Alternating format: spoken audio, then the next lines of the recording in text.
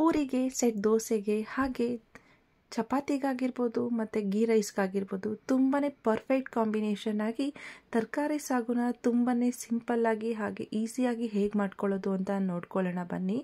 ಮೊದಲಿಗೆ ನಾನು ತರಕಾರಿಯನ್ನು ಜೊತೆಗೆ ಈರುಳ್ಳಿಯನ್ನು ಸಹ ಹೆಚ್ಚಿ ರೆಡಿ ಮಾಡಿ ಇಟ್ಕೊಂಡಿದ್ದೀನಿ. ಪ್ಯಾನ್ನ ಬಿಸಿ ಮಾಡೋದಕ್ಕೆ ಇಟ್ಟು ಸ್ವಲ್ಪ ಎಣ್ಣೆನ ಸೇರಿಸ್ಕೊಳ್ಳೋಣ. ಈಗ ಇದಕ್ಕೆ ಸ್ವಲ್ಪ ಈರುಳ್ಳಿಯನ್ನು ಸೇರಿಸ್ಕೊಂಡು ಫ್ರೈ ಮಾಡ್ಕೊಳ್ಬೇಕು. ಇದಕ್ಕೆ ರುಚಿಗೆ ತಕ್ಕಷ್ಟು ಹಸಿಮೆಣ್ಸಿನ್ಕಾಯಿನ ಸೇರಿಸ್ಕೊಳ್ತಾ ಇದ್ದೀನಿ. ಹಸಿಮೆಣ್ಸಿನ್ಕಾಯಿ ಹಾಕಿ ಫ್ರೈ ಮಾಡ್ಕೊಳ್ಳೋದ್ರಿಂದ ಟೇಸ್ಟ್ ತುಂಬ ಚೆನ್ನಾಗಿ ಬರುತ್ತೆ. ಈಗ ಇದಕ್ಕೆ ಬೆಳ್ಳುಳ್ಳಿ ಹಾಗೆ ಶುಂಠಿನೂ ಸಹ ಸೇರಿಸ್ಕೊಂಡು 1-2 ನಿಮಿಷ ಫ್ರೈ ಮಾಡ್ಕೊಳ್ಬೇಕು. ಈ ರೀತಿ ಫ್ರೈ ಮಾಡಿಕೊಂಡು ಇದಕ್ಕೆ ತೊಳೆದು ಹೆಚ್ಚಿಟ್ಕೊಂಡ್ರು ಕೊತ್ತಂಬರಿ ಸೊಪ್ಪು ಹಾಗೆ ಸ್ವಲ್ಪ ಪುದೀನ ಸೊಪ್ಪನ್ನು ಸಹ ಸೇರಿಸ್ಕೊಂಡು ಜಸ್ಟ್ 1-2 ನಿಮಿಷ ಈ ರೀತಿ ಫ್ರೈ ಮಾಡ್ಕೊಳ್ಬೇಕು. ಈ ರೀತಿ ನಾವು ಬಿಸಿಗೆ ಫ್ರೈ ಮಾಡ್ಕೊಳ್ಳೋದ್ರಿಂದ ಟೇಸ್ಟು ತುಂಬ ಚೆನ್ನಾಗಿ ಬರುತ್ತೆ. ಅದು ತಣ್ಣಗಾಗೋದಕ್ಕೆ ಇಡೋಣ. ಅಷ್ಟರಲ್ಲಿ ಮಿಕ್ಸಿ ಜಾರ್ಗೆ ತೆಂಗಿನಕಾಯಿ ಹಾಗೆ ಉರಿಗಡ್ಲೆನ ಸೇರಿಸ್ಕೊಂಡು ಗ್ರೈಂಡ್ ಮಾಡ್ಕೊಂಡು ಬರಬೇಕು. ಈ ರೀತಿ ಗ್ರೈಂಡ್ ಮಾಡಿಕೊಂಡು ಈಗ ಇದಕ್ಕೆ ಆಗಲೇ ನಾವು ಫ್ರೈ ಮಾಡಿ ಇಟ್ಕೊಂಡಿದ್ವಲ್ವ ಅದನ್ನು ಇದಕ್ಕೆ ಸೇರಿಸ್ಕೊಳ್ಬೇಕು. ಟೇಸ್ಟು ತುಂಬಾ ರುಚಿಯಾಗಿರುತ್ತೆ ಈ ರೀತಿಯಾಗಿ ಫ್ರೈ ಮಾಡಿ ಸೇರಿಸ್ಕೊಳ್ಳೋದ್ರಿಂದ. ಹಾಗೆ ಒಂದು 20 ನಿಮಿಷ ಗೋಡಂಬಿಯನ್ನು ನೀರಲ್ಲಿ ನೆನೆಸಿಟ್ಟಿದ್ದೆ, ಅದನ್ನು ಸಹ ಇದಕ್ಕೆ ಸೇರಿಸ್ಕೊಳ್ಳೋಣ. ಗೋಡಂಬಿಯನ್ನು ಈ ರೀತಿ ನೆನೆಸಿ ಸೇರಿಸ್ಕೊಳ್ಳೋದ್ರಿಂದ ರುಚಿ ಮತ್ತು ಥಿಕ್ನೆಸ್ ಎರಡೂ ಚೆನ್ನಾಗಿ ಬರುತ್ತೆ. ಹಾಗೆ ಅರ್ಧ ಟೇಬಲ್ ಸ್ಪೂನಷ್ಟು ಸೋಂಪು ಕಾಳನ್ನು ಸೇರಿಸ್ಕೊಂಡು ಗ್ರೈಂಡ್ ಮಾಡ್ಕೊಂಡು ಬರಬೇಕು. ಸೋಂಪು ಕಾಳು ಹಾಕೋದ್ರಿಂದ ಟೇಸ್ಟು ತುಂಬ ಚೆನ್ನಾಗಿ ಬರುತ್ತೆ. ನೋಡಿ, ಈ ರೀತಿ ಸ್ಮೂತ್ ಪೇಸ್ಟಾಗಿ ರೆಡಿ ಮಾಡ್ಕೊಂಡು ಬಂದು ಈಗ ಕುಕ್ಕರ್ನ ಬಿಸಿ ಮಾಡೋದಕ್ಕೆ ಇಟ್ಟು ಎಣ್ಣೆನ ಸೇರಿಸ್ಕೊಳ್ಬೇಕು. ಎಣ್ಣೆ ಬಿಸಿ ಆಗ್ತಿರ್ಬೇಕಾದ್ರೆ ಇದಕ್ಕೆ ಸಣ್ಣದಾಗಿ ಹೆಚ್ಚಿಟ್ಕೊಂಡ್ರು ಈರುಳ್ಳಿಯನ್ನು ಸೇರಿಸ್ಕೊಂಡು ಫ್ರೈ ಮಾಡ್ಕೊಳ್ಬೇಕು. ಈರುಳ್ಳಿಯನ್ನು ಫ್ರೈ ಮಾಡ್ಕೊಳ್ಬೇಕಾದ್ರೆ ಇದಕ್ಕೆ ಸ್ವಲ್ಪ ಹಸಿ ಕರಿಬೇವಿನ ಸೊಪ್ಪನ್ನು ಹಾಕಿ ಫ್ರೈ ಮಾಡಿಕೊಂಡ್ರೆ ಟೇಸ್ಟು ತುಂಬಾ ಚೆನ್ನಾಗಿ ಬರುತ್ತೆ. ಸ್ಟವನ್ನು ಮೀಡಿಯಮ್ ಫ್ಲೇಮಲ್ಲಿ ಇಟ್ಕೊಂಡು ಫ್ರೈ ಮಾಡಿಕೊಡ್ಬೇಕು. ಈಗ ಇದಕ್ಕೆ ನೆನೆಸಿಟ್ಕೊಂಡ್ರು ಬಟಾಣಿಯನ್ನು ಸೇರಿಸ್ಕೊಳ್ತಾ ಇದ್ದೀನಿ. ಹಸಿ ಬಟಾಣಿನೂ ಹಾಕ್ಬೋದು, ಆದರೆ ಈ ರೀತಿ ಒಣಗಿರ್ತಕ್ಕಂಥ ಬಟಾಣಿಯನ್ನು ನೆನೆಸಿ ಸೇರಿಸ್ಕೊಳ್ಳೋದ್ರಿಂದ ತುಂಬಾ ಚೆನ್ನಾಗಿ ಬರುತ್ತೆ. ನೆನೆಸಿಟ್ಕೊಂಡ್ರು ಬಟಾಣಿನ ಸೇರಿಸಿ 1-2 ನಿಮಿಷ ಫ್ರೈ ಮಾಡಿಕೊಂಡು ತರಕಾರಿಯನ್ನು ಸೇರಿಸ್ಕೊಳ್ಬೇಕು. ಸಣ್ಣದಾಗಿ ಹೆಚ್ಚಿಟ್ಕೊಂಡ್ರು ಬೀನ್ಸ್, ಕ್ಯಾರೆಟ್ ಮತ್ತು ಆಲೂಗಡ್ಡೆನ ಸೇರಿಸ್ಕೊಳ್ತಾ ಇದ್ದೀನಿ. ಹಾಗೆ 1 ಟೊಮೊಟೊನ ಸಣ್ಣದಾಗಿ ಹೆಚ್ಚಿ ಸೇರಿಸ್ಕೊಂಡು ಚೆನ್ನಾಗಿ ಮಿಕ್ಸ್ ಮಾಡಿ ಕೊಡಬೇಕು. ಈ ರೀತಿ ಚೆನ್ನಾಗಿ ಮಿಕ್ಸ್ ಮಾಡಿ ಕೊಟ್ಟು ಒಂದು 5 ನಿಮಿಷ ಕೈ ಆಡಿಸ್ತಾ ಬೇಯಿಸ್ಕೊಳ್ಬೇಕಾಗತ್ತೆ.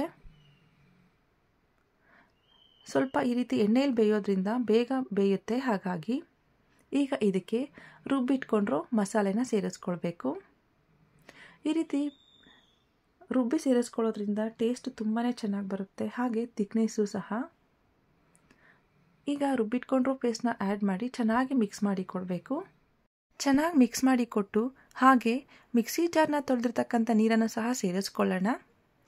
ಸೇರಿಸ್ಕೊಂಡು ಚೆನ್ನಾಗಿ ಮಿಕ್ಸ್ ಮಾಡಿ ಕೊಟ್ಟು ರುಚಿಗೆ ತಕ್ಕಷ್ಟು ಉಪ್ಪನ್ನು ಸೇರಿಸ್ಕೊಂಡು ಮತ್ತೆ ಚೆನ್ನಾಗಿ ಮಿಕ್ಸ್ ಮಾಡಿ ಕೊಡಬೇಕು. ನೀವು ಈ ಟೈಮಲ್ಲಿ ನೀರನ್ನು ನೋಡಿಕೊಂಡು ಸೇರಿಸ್ಕೊಳ್ಬೇಕು.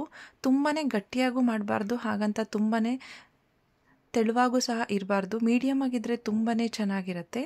ಹಾಗಾಗಿ ನೋಡಿಕೊಂಡು ನಿಮಗೆ ಯಾವ ಹದಕ್ಕೆ ಬೇಕೋ ಆ ಹದಕ್ಕೆ ನೀರನ್ನು ಸೇರಿಸ್ಕೊಂಡು ಚೆನ್ನಾಗಿ ಮಿಕ್ಸ್ ಮಾಡಿ ಕೊಡಬೇಕು. ಮೀಡಿಯಮ್ ಆಗಿದ್ದರೆ ತುಂಬಾ ಚೆನ್ನಾಗಿ ಬರುತ್ತೆ. ಪೂರಿಗೆ, ದೋಸೆಗೆ, ಗೀ ರೈಸ್ಗೆ ಎಲ್ಲದಕ್ಕೂ ತುಂಬ ಚೆನ್ನಾಗಿರುತ್ತೆ ಈ ಸಾಗು.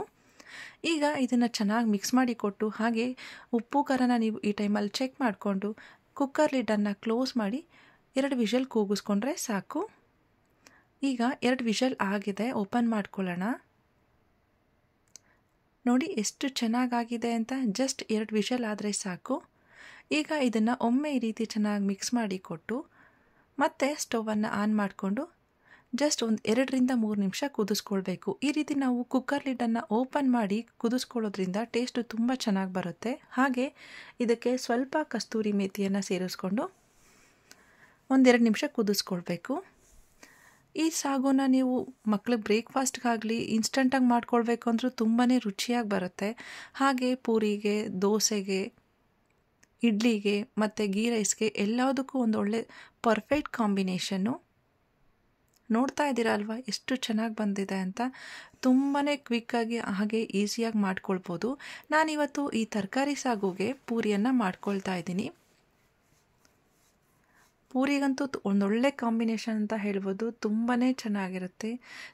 ನಮಗೆ ಹೋಟೆಲಲ್ಲಿ ತಿಂತೀವಲ್ವ ಅದೇ ರೀತಿ ಟೇಸ್ಟ್ ಇರುತ್ತೆ. ತುಂಬಾ ಈಸಿಯಾಗಿ ಮಾಡ್ಕೊಳ್ಬೋದು.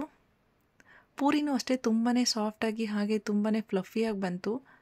ನೋಡಿದ್ರಲ್ಲ ಎಷ್ಟು ಸಿಂಪಲ್ಲಾಗಿ ಹಾಗೆ ಕಡಿಮೆ ಸಮಯದಲ್ಲಿ ಈ ತರಕಾರಿ ಸಾಗುನ ಮಾಡ್ಕೊಳ್ಬೋದು ಅಂತ. ಪೂರಿಗಾಗಿರ್ಬೋದು, ಸೆಟ್ ದೋಸೆಗಾಗಿರ್ಬೋದು ಅಥವಾ ಗೀ ರೈಸ್ಗಾಗಿರ್ಬೋದು, ಎಲ್ಲದಕ್ಕೂ ಒಂದೊಳ್ಳೆ ಪರ್ಫೆಕ್ಟ್ ಕಾಂಬಿನೇಷನ್ ಈ ತರಕಾರಿ ಸಾಗು. ತುಂಬಾ ಈಸಿಯಾಗಿ ಹಾಗೆ ಕಡಿಮೆ ಸಮಯದಲ್ಲಿ ಮಾಡ್ಕೊಳ್ಬೋದು. ನಿಮಗೆ ಈ ವಿಡಿಯೋ ಇಷ್ಟ ಆದರೆ ನಮ್ಮ ಚಾನಲ್ನ ಸಬ್ಸ್ಕ್ರೈಬ್ ಮಾಡಿ, ಹಾಗೆ ನಿಮ್ಮ ಫ್ಯಾಮಿಲಿ ಫ್ರೆಂಡ್ಸ್ಗೂ ಸಹ ಶೇರ್ ಮಾಡಿ, ಹಾಗೆ ಕಮೆಂಟ್ ಮೂಲಕ ನಿಮ್ಮ ಅಭಿಪ್ರಾಯನ ತಿಳಿಸಿ.